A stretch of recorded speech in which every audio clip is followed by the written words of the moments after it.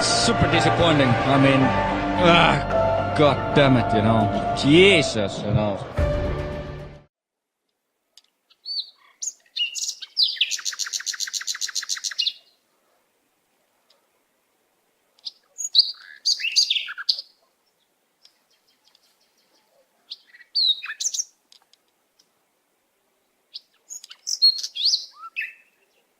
Finland is generally very excited about motor racing. You know, we have many champions in rally in Finland. We have 3 or 4 world champions in Formula 1. So when I was a young kid, I already saw that way the sports was surrounded by either winter sports or the motor racing. I see. My parents really didn't push me to go for motor racing. Actually, my father was working very close to the motor racing track. And when I was really little kid, I went to his job because it was so interesting. And I heard the noises from the racetrack and I went to have a look. And I said to my dad and my mother that I wanted to do motor racing. Everything starts when you are, of course, very young. You know, I started motor racing go-karts. I was 5-6 years old. Oletko sä kauan ajanut tämmöistä mikroautoa? No 2 kesää melkein. Aha. Ootko pärjännyt hyvin? Oon. Minkälaisia tuloksia on tullut? En mä nyt tiedä. Mites viime kesä meni? Hyvin.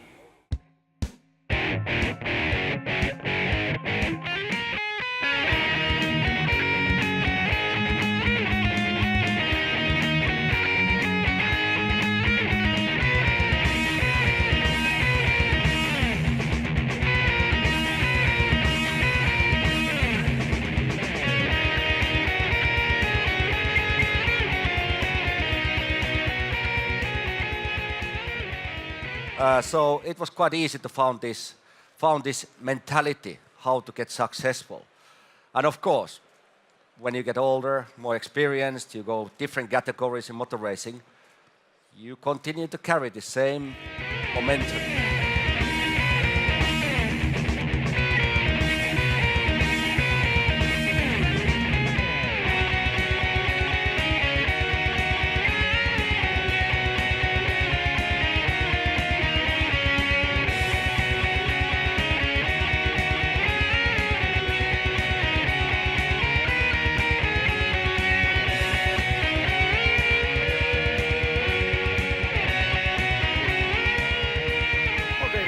Doubt that Senna is the star of today, but if you're looking for the stars of tomorrow, you might want to look back here in the 7th row.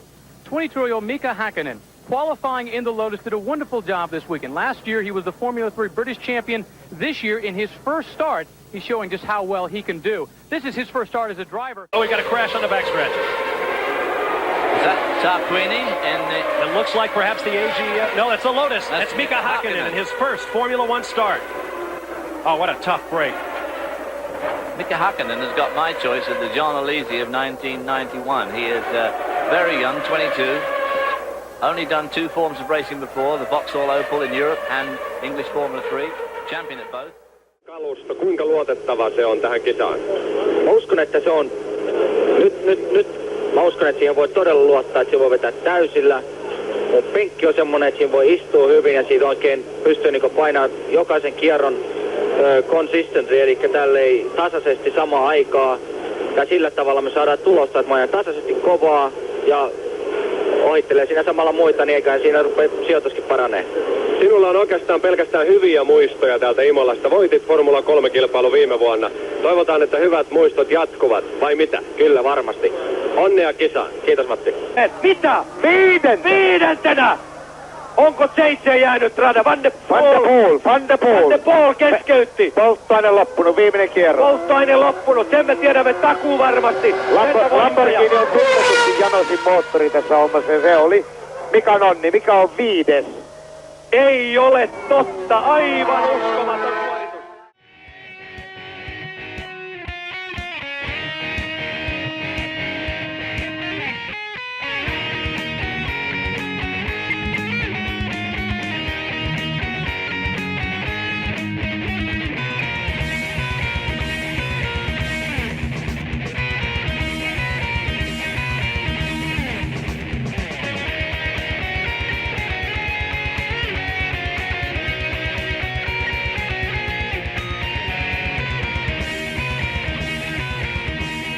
I started racing Formula 1 91. I joined the McLaren team 93, where Ayrton Senna was racing. And those years, 91, 92, and earlier in my career, I thought, I know everything. I'm the best. I'm the most talented. Nobody cannot beat me. And which is great. It's a good feeling. But that day when I realized, oh my God, I have so much to learn, was the day when I was sitting in a racing car next to Ayrton Senna.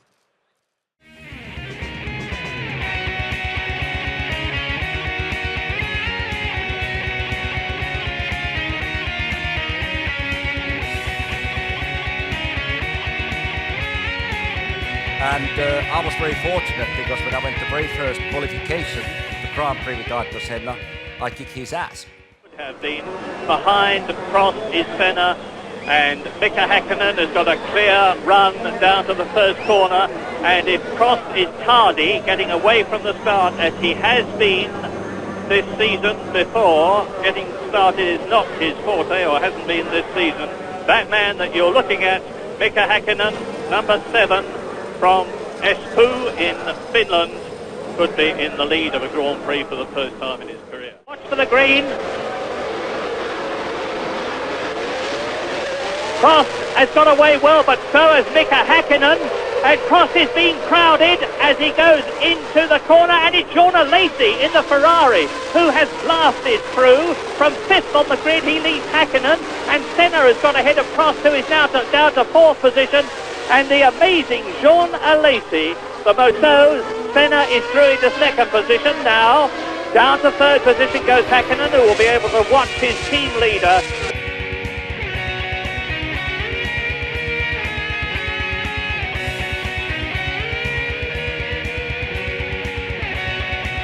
And passes to Cesaris, and that's Häkkinen.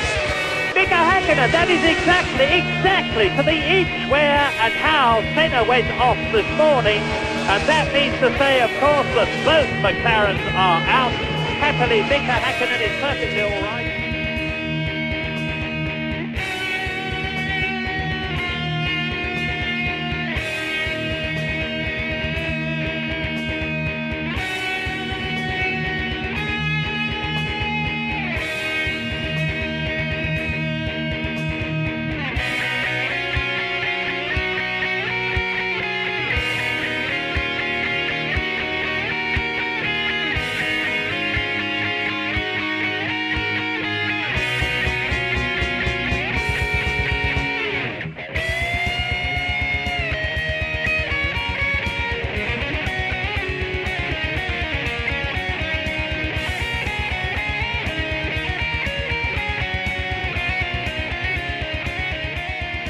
Well, you mentioned your team, McLaren Ford. This is today their 103rd victory, which equals Ferrari's record, and I'm sure you must feel very proud to be part of that. Yeah, I think it's a great record that the team has achieved, and I am very happy that I have contributed a little bit for that. At the same time that Mika has done extremely well, and for the team to be 1 and 3rd, 1st and 3rd here, it's a tremendous result. And I think it's a very good start for him and a very good way to finish for me. Your first visit to the podium in your career, second race for McLaren this year, you must be on a high. Yeah, it feels good. It feels really nice, you know. But it's only a few minutes now from the race, and a lot of things going in your mind. What point? Still, I'm not going to tell you. What happened in a race, and at the moment it just feels good.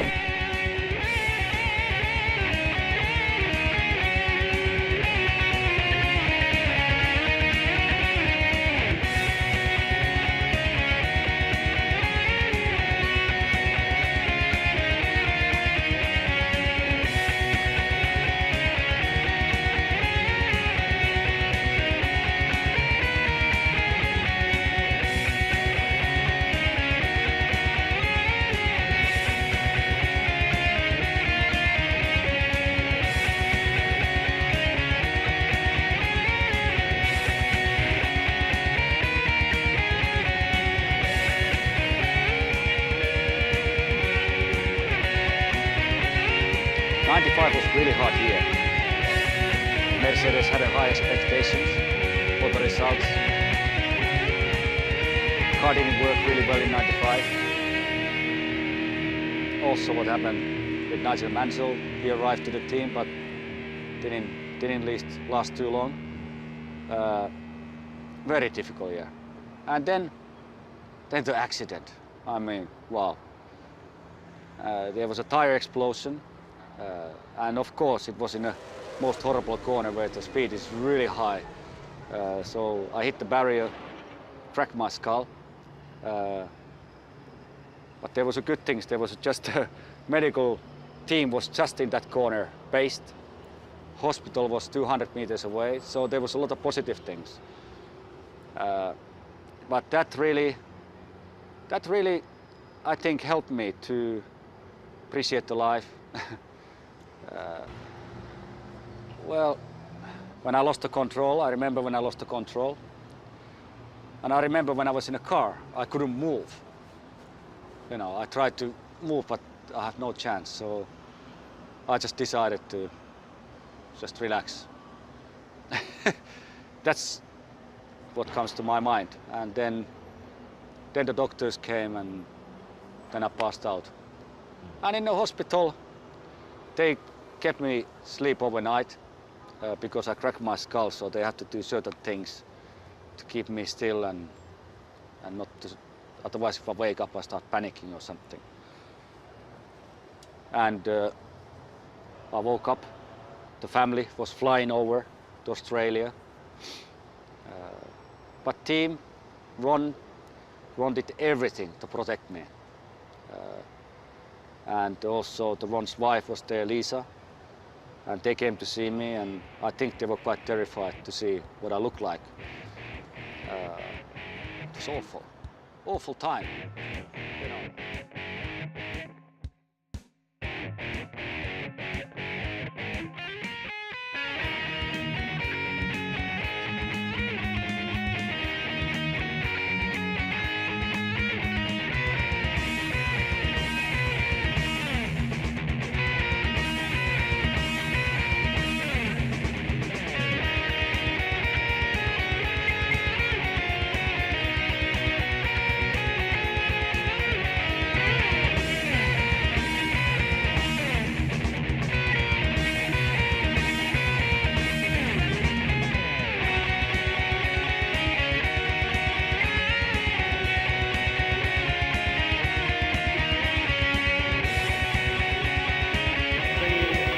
To the pits comes Mika Häkkinen, and he's coming in from 11th position. Now this is the first of the major pit stops. Well, this is too slow for a normal pit stop. I think Häkkinen has got some kind of a problem there. Looks like he's not happy with the car. Could it be engine?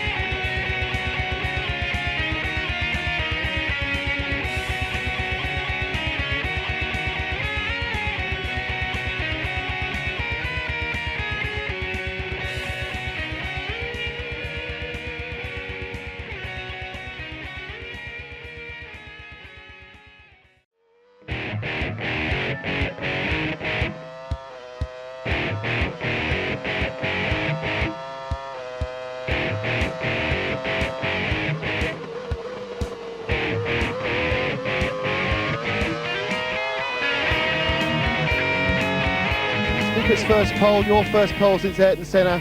It's really coming together for the Mercedes McLaren team now. Yeah, I might not look it, but I'm delighted. But you don't get any points for being on pole. It's all about tomorrow. It's difficult to overtake on any Grand Prix circuit now, so it's the best place to be, and I think he's going to do a very good job. Hope it all hangs together for him. It's his birthday tomorrow. I can't think of a better present. Are you worried about reliability tomorrow? Not really. Not really. As you know, Mario Ilien and Ilmo Mercedes has done a lot of work. The only time that we really had left was 1 week, but they have done extremely lot of work to study the problems what we had in A1. And I think they have understood some of the problems. But yes, I mean, it's no point to me to go to race tomorrow with the attitude I have a worry, some kind of technical problem. If it comes, it comes.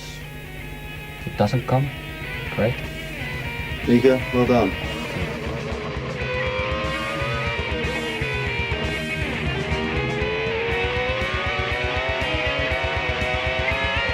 And it took me 7 years before I won my first Grand Prix. But all those years were fabulous. I never look back and say, oh my God, it was awful.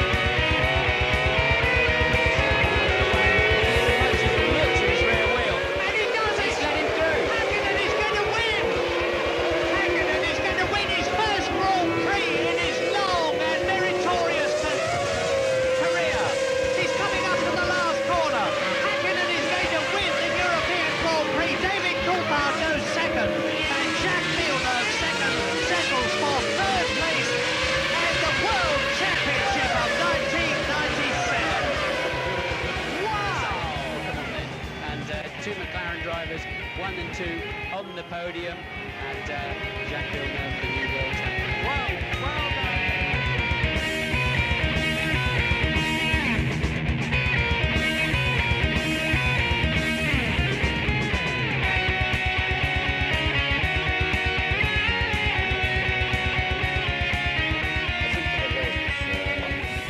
Interesting from start to finish.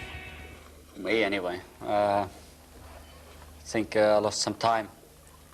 In behind the track in start of the race. And, I obviously wanted to go quicker, but it was again would be far too risky to try to make any maneuver to try to overtake him, because obviously he's fighting from the not anymore from the championship. So I decided to more or less stay behind him, and yeah, I would say coming to the last couple of laps, it's pretty incredible. It was one of the Jordans front of us, and Jack was there, and obviously David was front of me, and I would say it was, from my side, it was fantastic. At what point during the race did you suddenly think, well, maybe I can win this race today? I never would think that way. I never would win. Always in my mind. So literally in the last lap, you suddenly had the opportunity. Yeah, I think I had opportunity, and end of the day, I don't know exactly what happened, but a strange place to overtake David. But it was for my benefit. It was fantastic.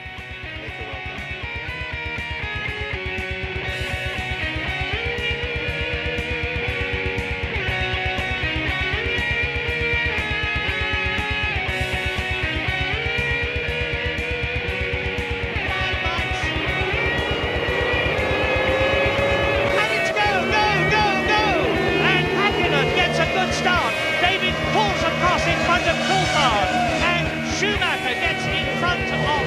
There they go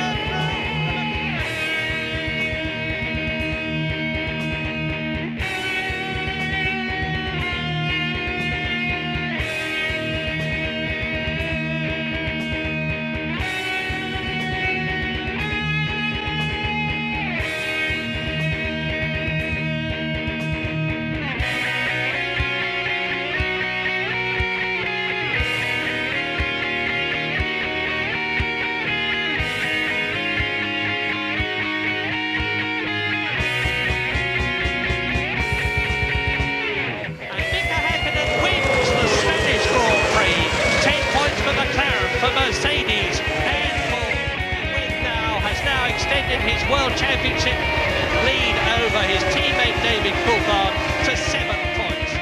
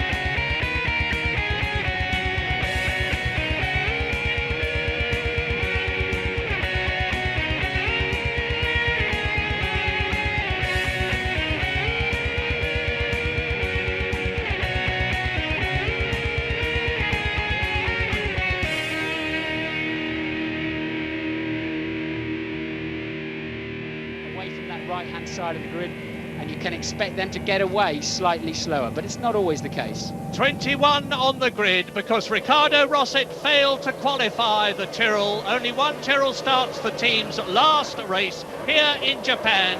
Michael Schumacher in pole position on the left, on the right, Mika Häkkinen on the left of the front row. Out, the race begins. We've got another yellow flag. That's Michael Schumacher. That is Michael Schumacher. Will he end up on the back of the grid? Look, he's shaking his head, look. Michael Schumacher, under the terms of the regulations, has to start this race from the back of the grid. Well, if that is the case, Michael Schumacher has almost certainly lost the World Championship before this race even begins. It's early days to say that. It is, I know, but he's got to fight his way through from look, here's Jean Todt. He's not at all happy. He'll be zooming up to see somebody. Lights. And it's go. Now, watch carefully. They're all getting away this time. Mika Häkkinen leads, and Eddie Irvine is up into second place already. Yes, Eddie Irvine, fantastic start, and he knows Suzuka like the back of his hand. Remember what he did last year, as David Coulthard is down from second to fourth, because Frentzen has passed him up into third position. Two changes already, but Mika Häkkinen is where he needs to be, up at the front of the field with the Ferrari.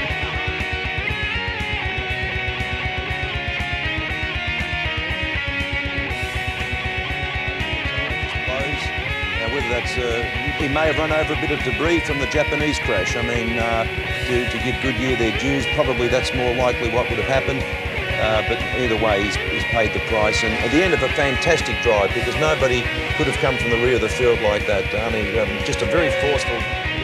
Luxembourg. It's been a magnificent season for the Finn, a magnificent season for McLaren. There are their happy mechanics pouring out of the garage onto the pit lane to greet their man home. Constructors' Championship for McLaren, Drivers' Championship for Mika Häkkinen. Eddie Irvine still continuing to close, but the gap now of 11.5 seconds is, as I said, because Mika Häkkinen knows exactly what the score is and is taking it comparatively easy. It has to be said, Irvine's done a great job today. Always seems to be the bridesmaid, unfortunately, especially this year. But Eddie Irvine, yet another podium position, just 11 seconds off the lead, and really he's done everything Ferrari could have asked of him. Mika Häkkinen and David Coulthard making it almost a clean sweep for McLaren, first and third. Here is the flying Finn as he signs himself when you ask him for his autograph. Mika Häkkinen, the flying Finn. He never spoke a truer word. Up to the 130R for the last time. Down to the chicane for the last time. Down through the gears. The gearbox has seen him fine at this time. Those were his only troubles he had in 1998, but not in the Japanese Grand Prix. Mika Häkkinen exits the chicane. Downhill from here, Murray. Round the left-hander. It's all downhill. He can cruise from here. He's got his hand in the air. Number one. Over the line. Mika Häkkinen literally goes downhill to victory. Look at the joy, the euphoria of the McLaren team on the left. And you are looking at the world champion of 1998. And a very worthy one as Eddie Irvine finishes.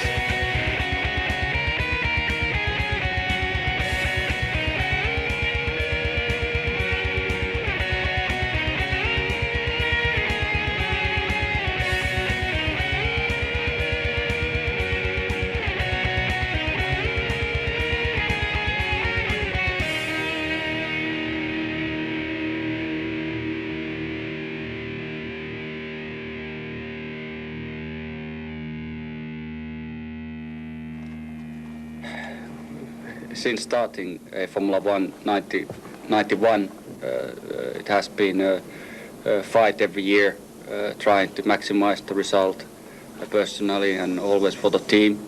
And now with West McLaren Mercedes driving since '93, I've been continuing that effort to win races and to be a world champion. It took a while. It took quite a long time. And now, you know, it happened. And looking all those times back, what we have done together and what we have achieved together in the past, you can be happy about it. without those hard working hours for the people in the factory, for the designers, for the marketing, for the partners to the team, we still wouldn't be winners. But because there has been such a hard work for everybody, here we are. We won the championship.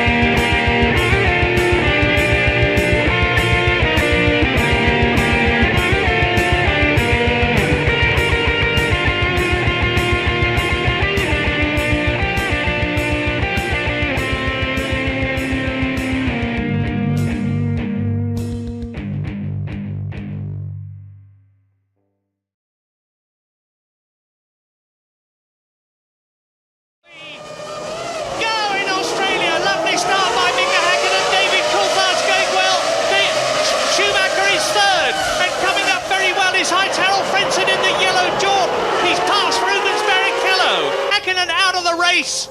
Both McLarens, as they were in 1999, retiring, and Michael Schumacher goes into the lead. Right down, well, into the pit lane comes the race leader. That's Häkkinen. Mika Häkkinen. Now he's got to hit that limiter and slow down to 80 kilometres an hour. I don't think he had much slowing down to do, Murray. He's got a problem. He came out of Junkau quite slowly, I thought, and on a bit of a strange line. And look, they're not ready for him, but I think his engine is dead anyway. I suspect he'll swing that straight in the pit garage, and he does. Well, for the second race in succession, Mika Häkkinen.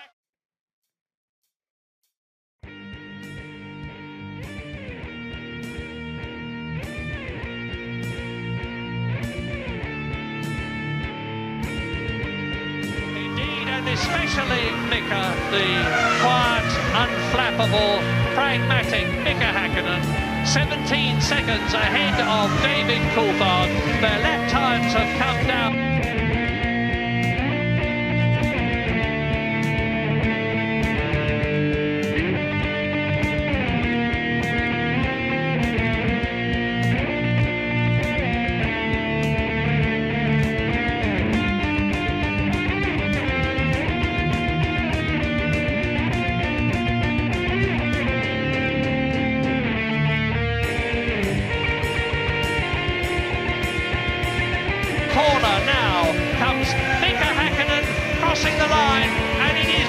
For Häkkinen, McLaren and Mercedes in Spain.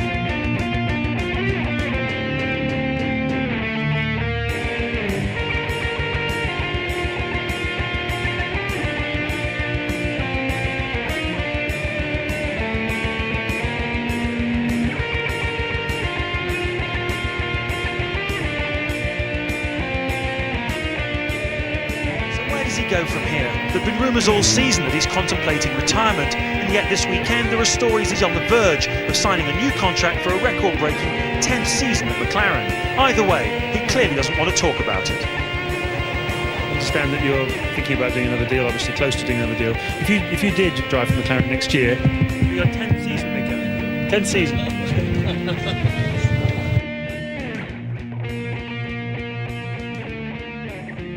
So in 2001 in Monaco Grand Prix,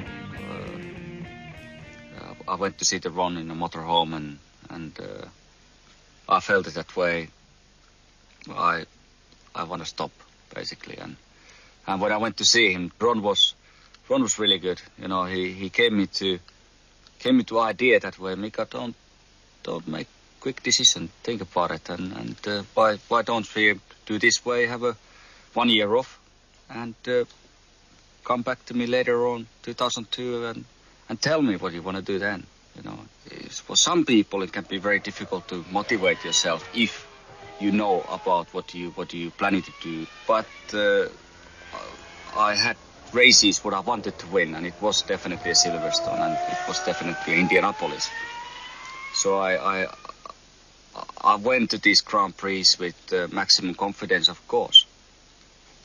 And I won them. I won both of these Grand Prix, and I cannot really explain it, why it happened and how I was able to do it. It just happened. And that definitely, those two Grand Prix make me even stronger and making me even feel more comfortable about my decision.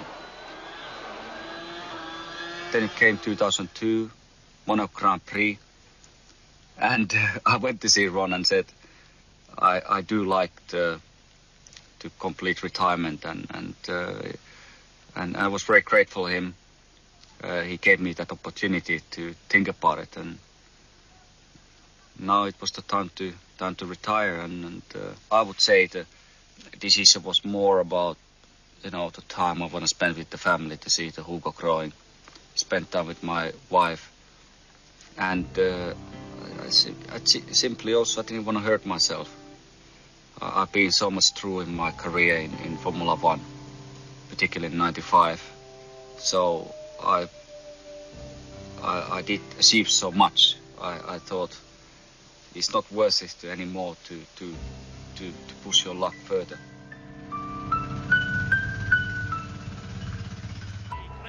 Yes, indeed. Clap, clap, clap. Well done, Mika. And there's Rubens sitting disconsolately with his back to the pit wall.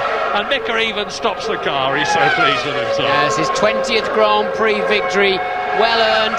We said at the beginning, would he use that anger and frustration at losing a line on the grid in a positive way, or would he trip over somebody and threw anger into the first corner? Well, we now know the answer. So a stirring victory.